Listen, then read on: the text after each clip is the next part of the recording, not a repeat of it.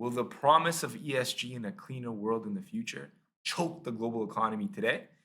If you have that intuition that maybe, then this video is for you. This is the Commandments of Wealth podcast, where I'm Alex, I'm Joel. and we are wealth managers from a wealth management firm based out of Toronto, Ontario, Canada, where we serve 6, 7, and 8-figure entrepreneurs and investors Canada-wide, coast to coast. And we are going to be going over some of the strategies and insights that we have learned and implemented with our clients to help protect, preserve, and pass on their wealth to the next generation. And today we have an article that is top of mind. You can't really go a week or 2 weeks without talking about it. It comes from the Frontier Center for Public Policy, which is a Canadian think tank that has a very long record with lots of decades of implementation. And yeah, I guess take it away, Alex, in terms of the article. Perfect. So the article is titled ESG, the Impractical Vision of the Anointed. So as you can tell what their stance is on ESG and its efficacy just from the title, what they're talking about is that while they can align with the goal of ESG, which is to basically make society more equitable and to make the environment cleaner and more sustainable long term, the way at which the parties involved that are creating these ESG scores, like it might be misguided. So that's what we're going to dive into today. So I think a great place to start here is to just go over to everybody's favorite and most trusted website, Wikipedia, just to get a quick breakdown of what ESG stands for. So the E The is investment theme. the investment theme. So the E stands for the environmental aspect. So basically, what is the company doing or not doing to positively or negatively impact the environment? Then you have the social aspect. So are they hiring a diverse array of employees? Are they treating them well? Are they So Elon Musk right now with that social aspect would get a Yeah. fail for Yeah. Twitter for his new purchase. Yeah, potentially, potentially, right? I mean, he still has time left to hire back a more diverse workforce right the ship. and to right the ship and wake it up, right? Lastly, you have the governance aspect. So basically, is the company clean? Are they taking bribes? Do they do dirty money? Are they using their position in their niche to pressure other companies and do shady stuff? All of those type of things come together and then make an ESG score. So basically, where that brings us to is that it's not that simple, right? Yes, typically speaking, companies in the present day that have high ESG scores, they tend to be profitable businesses. There's actually been a lot of money that's been flowing into like ESG themed investments and stuff like that, and they've done well.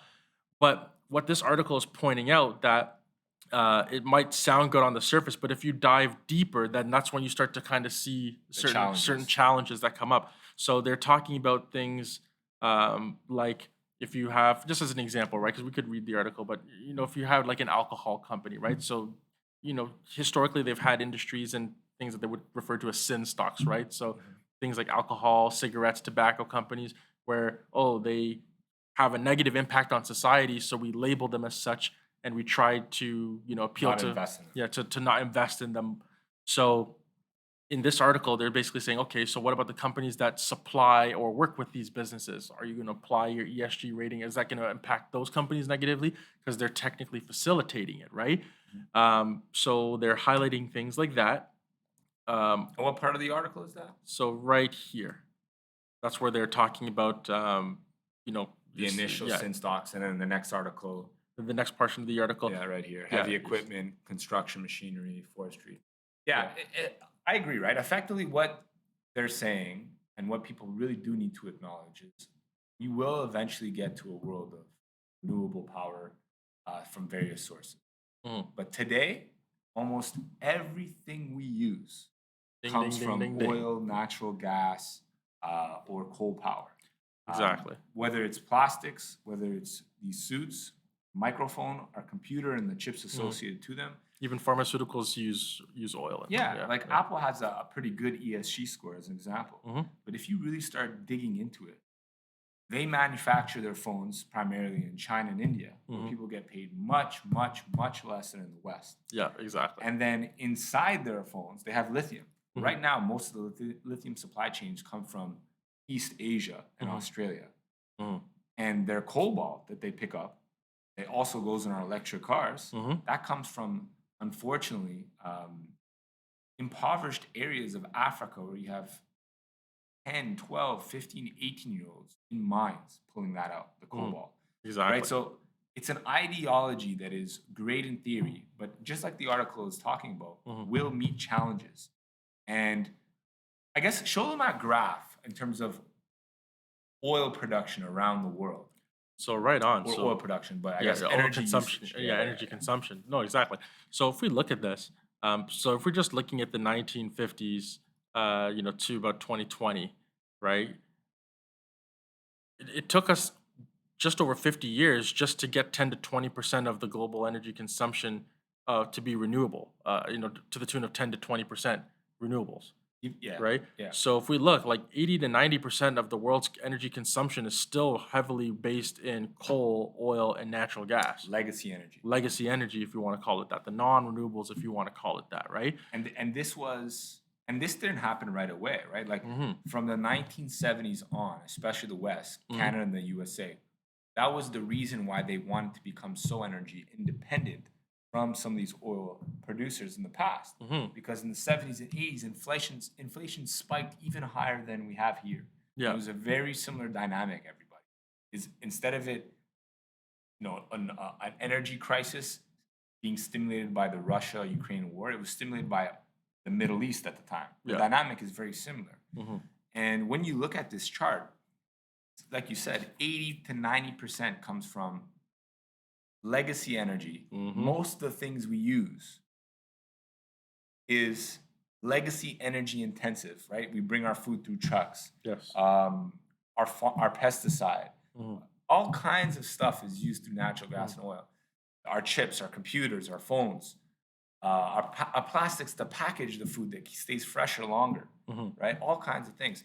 So, if we were to kind of really, really switch off all of this energy production to try to scale very aggressively into the renewables, we would have the consequence, the price we would have to pay in society is the acceptance, higher inflation, and our standard of living going down. Exactly, because you're basically paying if you look historically, anyways, you're paying a premium for renewable because the technology and the efficiency at which we can harness those types of energy, it's just not at the same level Yeah. of development that we have with the oil, coal, and Of natural scale. gas. It's a It scale. took 70 years Yeah, to become energy independent in the West, right? And specifically US and Canada. And exactly. now when we got there, we made some policy errors in the West. And now we had one dictator put his finger in a wound, Mhm. and now it's spiking inflation again, right? Exactly. So So it's yeah, go ahead. So no, that's fantastic. Like, there's so much more that we could basically say about this, but that's the primary thing that we want to drive home with here. Now let's flip over to this next chart. So this is the top 5 oil producing countries, Oh, this is good. in the world.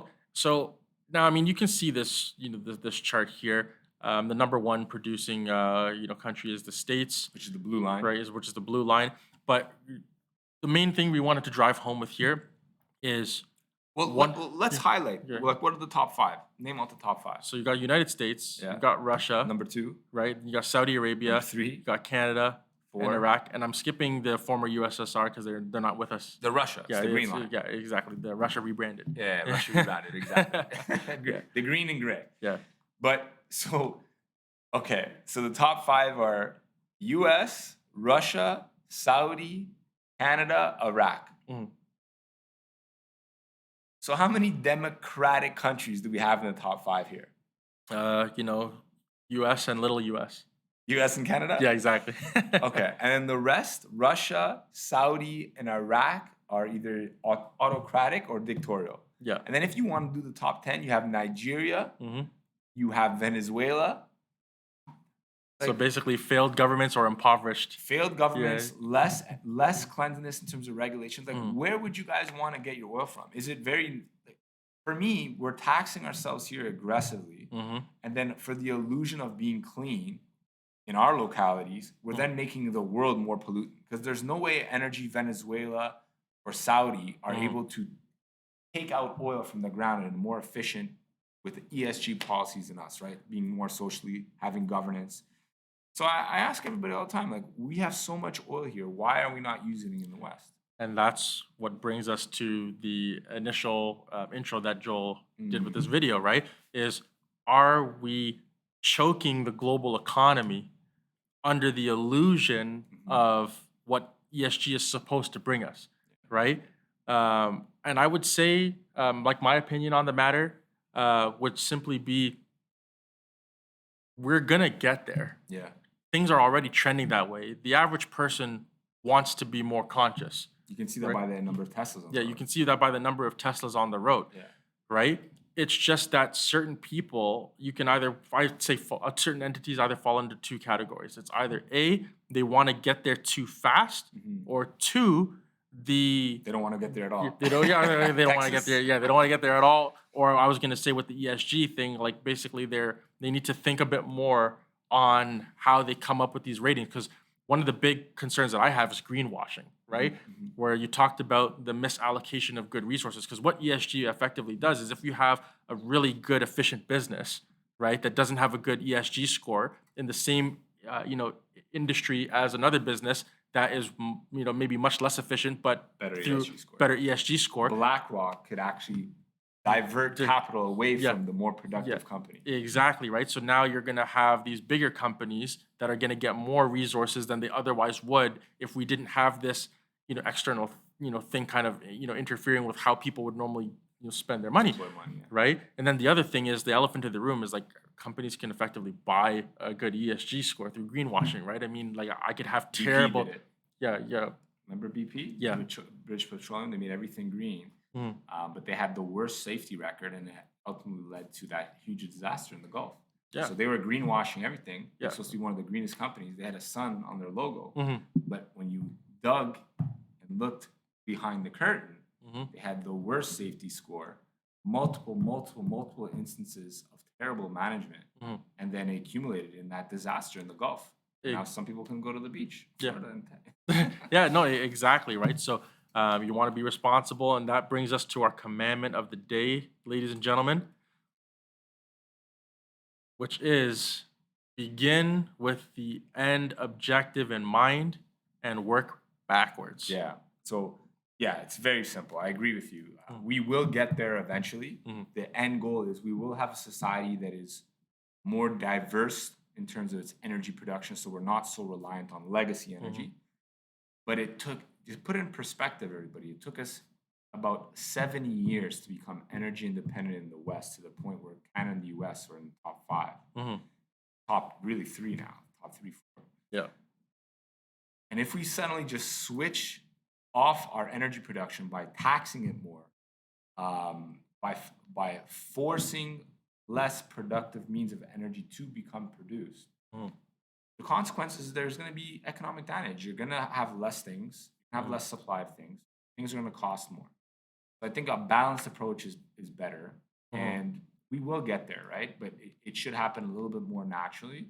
We should give it a nudge, and there are some acts and policies that have been put in place in Canada and the USA that will help that. Flow-through shares in Canada now. Lithium mining companies have been added to that. So you can get a tax deduction by investing in lithium mining companies. And in the US, you get deductions if you buy certain cars, right? And certain trucks. But trying to have a gas tax at the pumps for us that keeps going up. Yeah. Or stopping leases for new discovery of oil in the US. It's one of the reasons why we have high inflation today too, right? Not the only reason, but it's one of the reasons. And the price would be that would continue. Exactly, right? So, just, adding on to that, I completely agree with what you've said. Begin with the end in mind, right? The end result that most people want is a clean, environment, so that we don't have to worry about, things imploding and us, going the way of the dinosaurs. But at the same time, you can't just slam the brakes on the highway when you're going at 200 miles per hour, right? Without causing damage to the vehicle. A balanced approach. You need a balanced approach. You need a balanced approach, right? And the reason why it's a commandment of the day is because you can apply this to other aspects of your life. It doesn't just stick with finance, right? So with that, ladies and gentlemen, thanks for tuning into this week's episode. And comment below, like, comment, and subscribe. And we'll see you all next week. Bye-bye. Wow.